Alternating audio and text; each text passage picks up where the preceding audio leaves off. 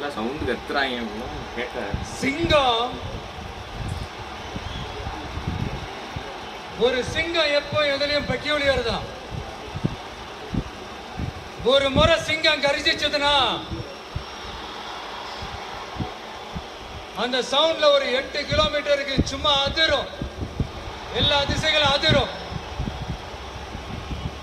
அப்படிப்பட்ட அந்த சிங்கம் வேட்டைக்கு மட்டும்தான் வெளியில வரும், வேடிக்கை பார்க்கறதுக்கெல்லாம் வெளியில வராது. வேட்டையில கூட உயிரோடு இருக்கிற மிருகங்களை தான் வேட்டையாடும். அதுலயும் பெரும்பாலும் தன்னை விட பெரிய சைஸ் உள்ள மிருகங்களை தான் குறி வச்சு தாக்கும், ஜெயிக்கும். எவ்வளவு பசியில் இருந்தாலும் உயிர் இல்லாததை, கெட்டு போனதை தொட்டு கூட பார்க்காது. அப்படிப்பட்ட அந்த சிங்கம் அவ்வளவு ஈஸியா எதையும் தொடாது, தொட்டா விடாது.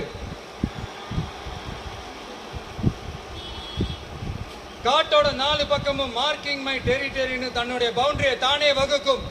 அப்படிதான் அந்த காட்டையை தன்னோட கண்ட்ரோல்ல வச்சிருக்கும்.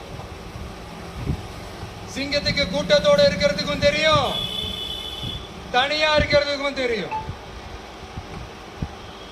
அப்படியே தனியா வரணும்னு நினைச்சாலும் அஞ்சாம அலட்டிக்காம சும்மா கெத்தா